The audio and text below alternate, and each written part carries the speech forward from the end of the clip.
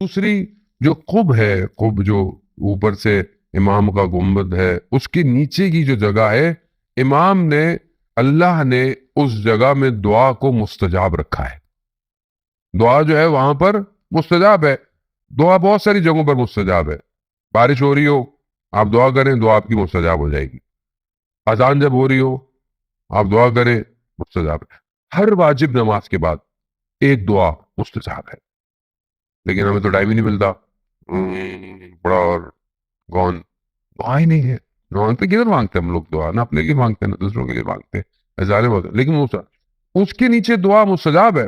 خود چھٹے امام سے روایت ہے، تھوڑا ان کو، وہ کہتے ہیں بدن میں جو ہے وہ درجہ حرارت زیادہ تھا، طبیعت تھوڑی سی ناساز تھی، تو انہوں نے جو ہے وہ باقاعدہ شخص کو بھیجا کہ کربلا زیارت میں جا، خود معصوم ہے، انسان کامل ہے، کہا کہ نہیں جاؤ، ہمارے جد کی قبر کے پاس جا کر ہمارے لیے دعا کرنا۔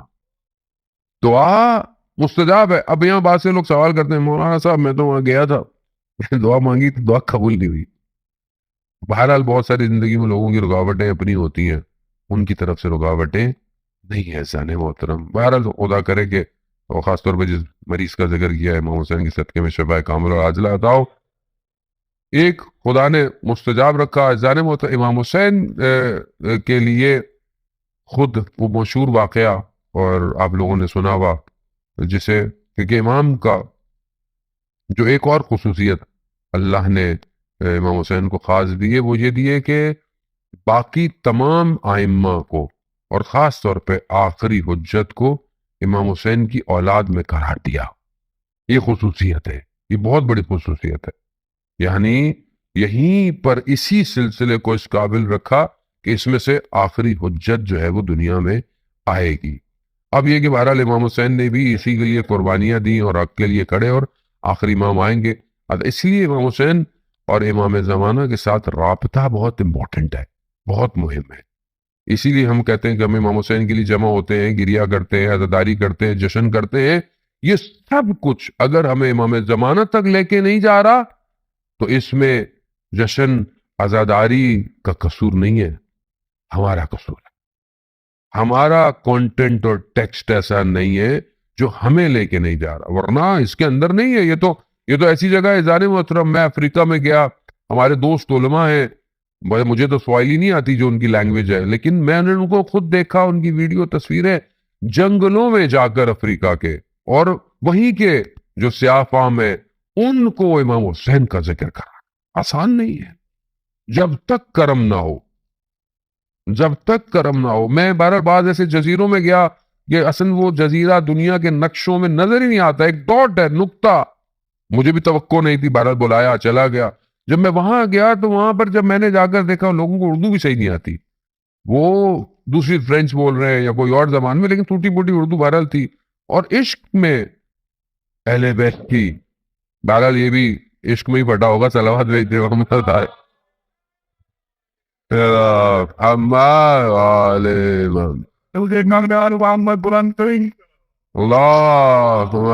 صلی علی محمد وآلہ۔ بہرحال یہ پٹاخہ تو باہر پھٹا ہے، جو آپ کے اپنے اندر پھٹ رہے ہوں گے تو کسی کو آواز ہی نہیں آ رہی کہ پتہ نہیں کیا پھٹ رہے، مولانا کب ختم کریں گے، نیاز بھی کھانی ہے، مٹھائی بھی کھانی ہے، یہ بھی کرنا ہے، صبح نوکری پہ بھی جانا ہے، کام پہ بھی جانا ہے۔ مولانا آپ کی سٹوری ہے۔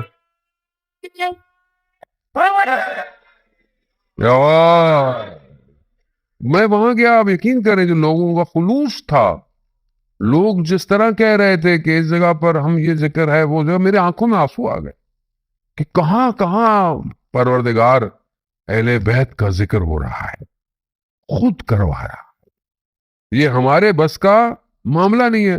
سب سے بڑا معجزہ آپ کے سامنے اربعین کا ہے جانب، آپ اربعین پہ جاتے ہیں، انشاءاللہ ہم سب کو اربعین میں کربلا کی زیارت نصیب ہو۔ کس طرح لوگ جاتے ہیں، کیسے لوگ جاتے ہیں، بغیر اپنی کسی ٹینشن کے کہ مال ہوگا یہ ہوگا، پیسے خرچ کر کے جاتے ہیں۔ کیوں جاتے ہیں؟ امام حسین کی زیارت ہو جائے۔ اور یہاں پر کروڑوں لوگوں کے دل کھچے ہوئے ہیں، اور دنیا آج پریشان ہے۔ بے شک دنیا کا media, high media, stream media اس کو دکھاتا نہیں، ورنہ سارے حسین کے ہو جائیں، اور ہو جائیں گے سارے۔ یہ اربعین ہے ہی ظہور کے لیے، اسی لیے تو آپ دیکھیں کہ جو آخری آنے والا ہے وہ اپنا تعارف کیسے کروائے گا؟ جب وہ کعبہ کے ساتھ آئیں گے، ظہور فرمائیں گے، تو کیا کہیں گے کہ میں حسین کی، یا اہل العالم، میں کہاں سے ہوں؟ میں حسین کی اس میں سے، میرے جد. کیوں؟ کیونکہ دنیا امام حسین کو پہچان چکی ہوگی. اپنا تعارف امام حسین کے نام سے کرائیں گے ظالموں. بہرحال ہمارے لیے بھی ہمارا تعارف جو ہے وہ امام حسین کے ہونا چاہیے، اپنے آپ کو متصل کرے.